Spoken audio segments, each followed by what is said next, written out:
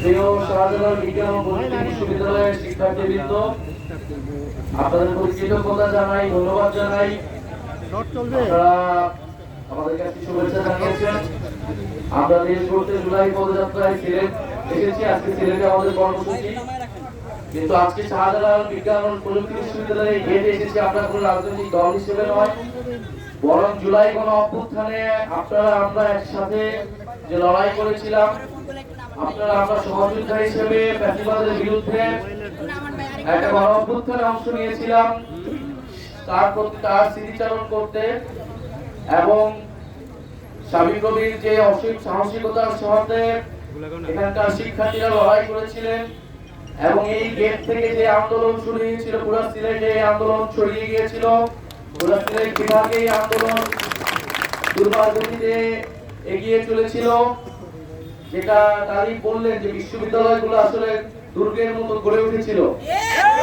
এই বিশ্ববিদ্যালয়ের ছাত্রদের হাত ধরেই, তাদের নেতৃত্বেই গোটা সংস্থা থেকে আন্দোলন এক দফার মাধ্যমে গণ অভ্যুত্থানের দিকে যায়।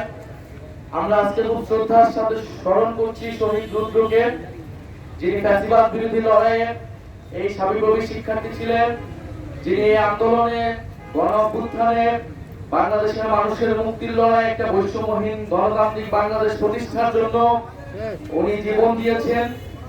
আমরা যখন দিনাজপুরে গিয়েছিলাম, শহীদ রুদ্রের পরিবারের সাথে আমাদের সাক্ষাৎ হয়েছে, আমরা কথা বলেছি তার বাবার সাথে। ওনার বাবা খুবই গৌরব বোধ করে যে ওনার সন্তান জীবন দিয়েছেন। আপনারা সাবিপ্রবী শিক্ষার্থীরা আমরা সব সময় তাদের এই শহীদ রুদ্রকে স্মরণ করে রাখবো।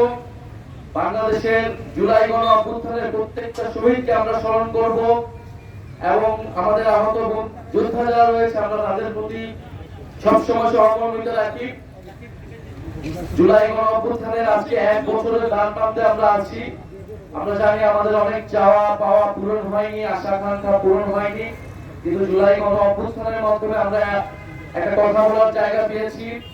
বাংলাদেশের গণতন্ত্র, মানবাধিকারের একটা পরিবেশ তৈরি হয়েছে এবং সংস্কারের মাধ্যমে একটা নতুন বাংলাদেশের স্বপ্ন এবং সম্ভাবনা আমরা দেখতে পাচ্ছি। আমরা মনে করি যদি বিশ্ববিদ্যালয়ের ছাত্ররা, এদেশের তরুণরা যদি সেই স্পিরিটকে ধারণ করে সেই প্রতিবাদী মানসিকতা এবং চর্চাকে এগিয়ে নিয়ে যায়, ইনশাআল্লাহ নতুন বাংলাদেশ সম্ভব।